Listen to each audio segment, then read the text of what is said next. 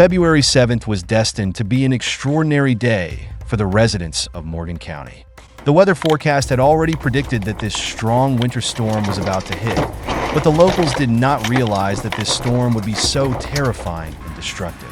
Morgan County is located in the middle and eastern part of Tennessee.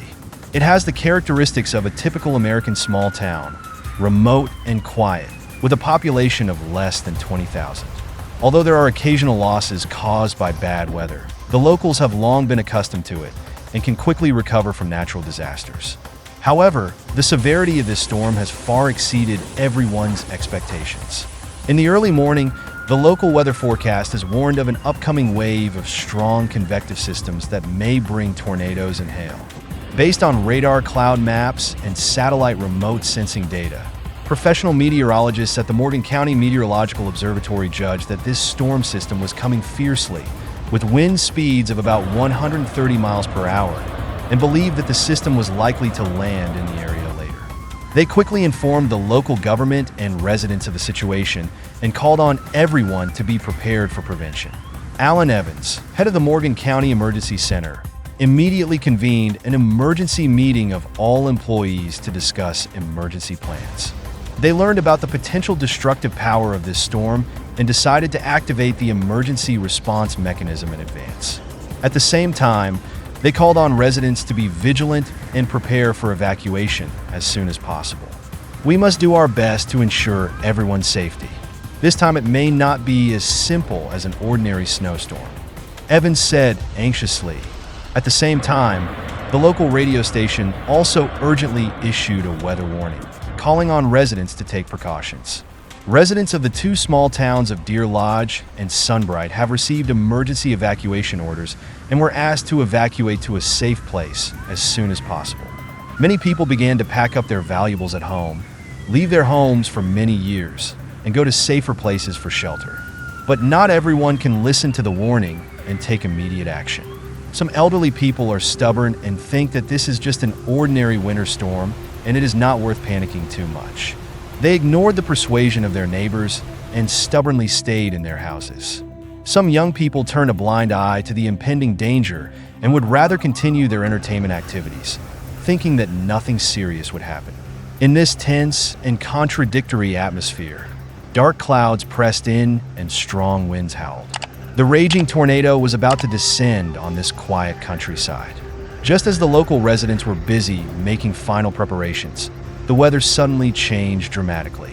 The sky, which was originally covered with dark clouds, suddenly became pitch black, accompanied by a deafening rumble, and the strong winds came violently. It was like a crazy train falling directly from the sky. Chaz Vinyl, a resident of Morgan County, recalled, "I have never seen such a terrible scene, as if an invisible force was roaring in the wind, sweeping everything away in an instant. The howling wind rolled up dust all over the sky, making it impossible for people to open their eyes. Trees were uprooted, torn apart by the wind, and smashed into the surrounding houses and buildings. The violent vibrations made the windows and door frames in the house creak and could be shattered at any time. Panicked people hurried to hide in the safest shelters, hoping to escape the disaster. At this moment, the tornado had already violently hit the two small towns of Deer Lodge and Sunbright, and its destructive power was horrifying." Vinyl continued to describe, "I heard something banging, as if a crazy machine was destroying everything in my house. The tornado was like a hungry beast, tearing at all obstacles fiercely. Houses were shaking in the strong wind, and some old buildings were completely destroyed, with rubble scattered everywhere. Electric poles broke, power lines broke one after another, and the whole area fell into darkness." Stephen Jones, a local resident, recalled, "I was watching the TV broadcast and suddenly I heard a huge explosion outside, like a bomb explosion. I hurried to the window and saw that two big trees had fallen directly on my house, and the roof collapsed. In just a few minutes, the originally quiet and peaceful countryside had become a mess. There were broken walls and ruins everywhere, and the ground was in a mess. Destroyed houses, overturned vehicles, collapsed electric poles. Traces of the tornado can be seen everywhere." It is heartbreaking that innocent lives were also affected in this sudden disaster. Morgan County Emergency Management and Homeland Security Department posted a sad message on Facebook, confirming that the tornado caused 2 deaths, a mother and her daughter, and 3 people were injured. The specific identity information of the victims has not been released to the public. We express our deep condolences to the families and relatives affected by this tragedy. May the deceased rest in peace and the living be happy. The department wrote in the notice, "We will continue to provide more information." The heavy bad news was like a bolt from the blue, setting off a new round of mourning and despair in the community that was already in panic. Many people huddled in their broken houses dejectedly, unable to accept the tragic scene in front of them. Some people knelt on the ground and cried bitterly, while others screamed desperately and questioned God's will. This once quiet and peaceful town turned into a wailing and ruins overnight. Everything collapsed. We lost our lives and our homes. A resident said in tears, "This town used to be so peaceful and quiet. We never thought we would suffer such a severe blow. It's like a nightmare. I can't wake up." As rescue forces arrived at the scene one after another, some survivors were finally rescued from the ruins, but their faces were filled with despair and confusion. Watching their loved ones leave and their homes being razed to the ground, they were filled with pain and helplessness. This is the tragic scene of Morgan County being hit by a tornado. The originally peaceful countryside has now become a mess, and wailing resounds through the sky. The loss of life and the destruction of homes have brought irreparable trauma to this small town. After the tornado, Morgan County fell into chaos and despair. Survivors struggled to find survivors in the ruins, but the situation was extremely complicated. In order to launch rescue and recovery work as soon as possible, the local government and all walks of life urgently mobilized to respond. Morgan County's Emergency Management and Homeland Security Departments immediately launched a comprehensive emergency response. They quickly mobilized more than 100 law enforcement officers and rescuers to the scene, including nearly 30 SWAT team members from the Tennessee State Police. We are on the scene now and are assisting the police department and local residents to ensure safety. Captain Stacy Heatherly, chief of the Tennessee State Police, said on social media, "We will do our best to search for any missing persons and provide all necessary assistance." Morgan County Sheriff Wayne Porter also called on the public to temporarily avoid severely affected areas such as Deer Lodge and Highway 27 Sunbright to ensure the work order of rescue workers. He also designated Wartburg Central High School as a temporary shelter and rescue command center. But this is not an easy task. Rescuers must first clear various obstacles on the road before they can enter the disaster area. Collapsed buildings, broken poles, and messy rubble all increase the difficulty of rescue. In addition, power outages and communication interruptions have also brought great inconvenience to rescue work.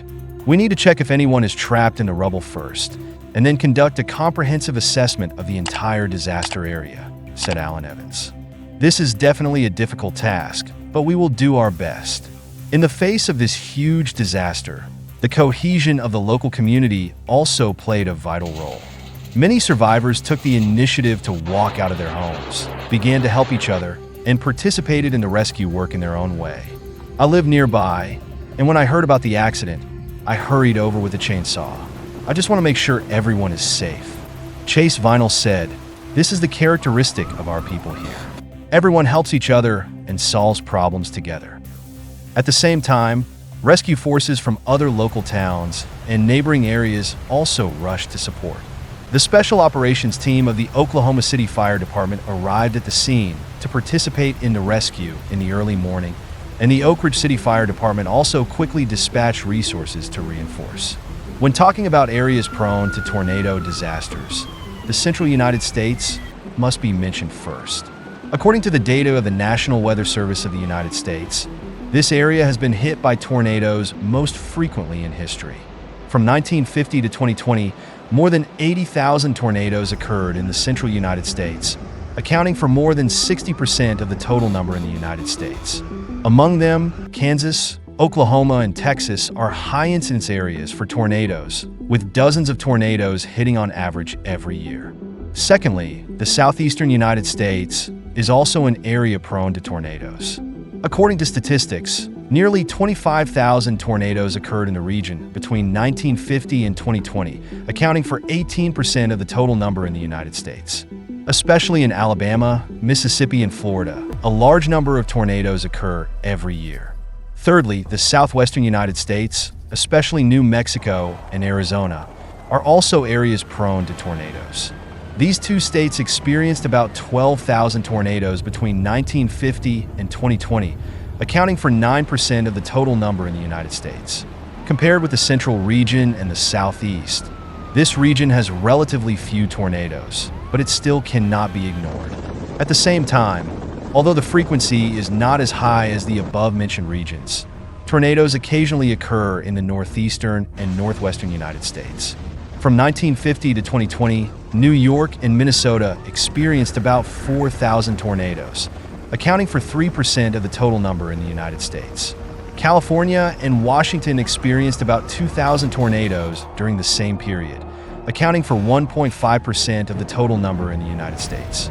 In addition, it should be mentioned that there are also some places outside the United States that are also affected by tornadoes.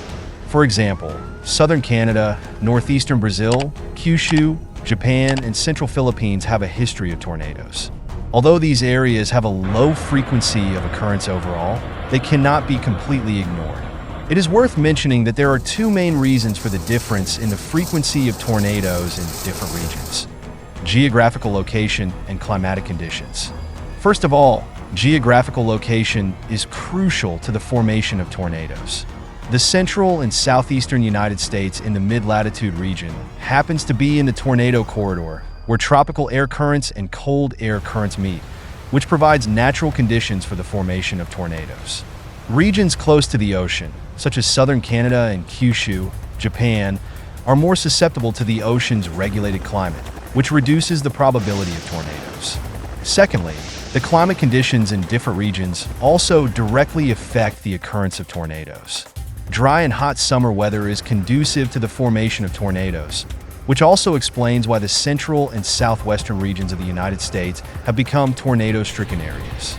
It cannot be ignored that although the overall frequency of occurrence is low, it does not mean that other regions can completely relax their vigilance. For example, in response to the trend of increasingly severe extreme weather events caused by climate change, some other regions may also face more tornado risks in the future. Therefore, all regions need to strengthen their awareness of prevention and response capabilities for tornado disasters. What is more noteworthy is that whether in the United States or other regions, tornado disasters will cause serious property losses and social disruption to the local area. It is estimated that the total losses suffered by tornado disasters in the United States from 1950 to 2020 are as high as $200 billion. Therefore, it is necessary to further strengthen the monitoring and early warning of tornado disasters by relevant departments, improve the public's awareness of prevention, and improve the emergency response mechanism to reduce the impact of tornado disasters on residents' lives and social development. When it comes to risk avoidance and escape measures during a tornado, the first thing that needs to be emphasized is to make adequate preparations and preventions in advance. According to the data from the National Weather Service of the United States, an average of about 1,000 tornadoes occur in the United States each year, which means that anyone may face the risk of encountering a tornado at any time. Therefore, it is particularly important to formulate emergency plans in advance. Secondly, once a tornado warning information is received, take immediate action. According to the advice of the National Weather Service of the United States, the safest approach is to quickly enter a sturdy building, especially in a basement or basement.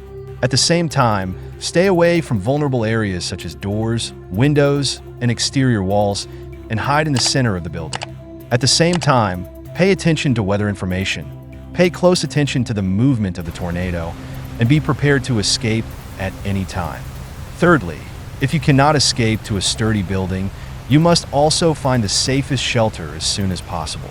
According to the Federal Emergency Management Agency, The safest thing to do when encountering a tornado outdoors is to hide in a gully, low-lying area, or under a mountain. In addition, if there is no better shelter, you can also try to hold your head with both hands and squat near a solid structure to minimize the risk of injury. At the same time, it is worth mentioning that for vehicles that are being driven, if you can park safely, it is best to park in an open area away from trees and buildings. If you cannot drive away from the tornado path, it is best to park and hide in a pile or low-lying area. Never try to chase or photograph a tornado in person, which is not only extremely dangerous but may also affect emergency rescue. In addition, it is important to pay attention to the necessary safety measures that must be taken after a tornado. According to the analysis of the National Weather Service of the United States, even if the tornado has passed, the structural safety of the house may be seriously damaged, and it is necessary to enter with caution. In addition, fallen trees, broken power lines, and various debris may also pose new threats, so extra caution is required. On the premise of ensuring safety, take necessary emergency rescue and reconstruction measures as soon as possible. What cannot be ignored is that in the process of escaping, in addition to paying attention to your own safety, you should also try to take good care of your family, friends, or neighbors, especially the elderly, children, and disabled people with limited mobility. According to the data from the National Weather Service of the United States, these groups are more vulnerable to harm when a tornado strikes. Therefore, everyone should take the initiative to provide help to ensure that everyone around you can escape safely. It is more noteworthy that when dealing with tornado disasters, modern scientific and technological means should be used. Data from the Federal Emergency Management Agency of the United States shows that receiving weather warnings on mobile phones, checking weather radars, and keeping up with news updates can greatly improve people's awareness of prevention and emergency response capabilities. This can not only help individuals take effective risk avoidance measures in a timely manner, but also provide government departments with timely and accurate disaster information, providing a basis for subsequent rescue operations. What should be paid more attention to is that local governments and relevant departments should also strengthen disaster prevention and mitigation education for the public.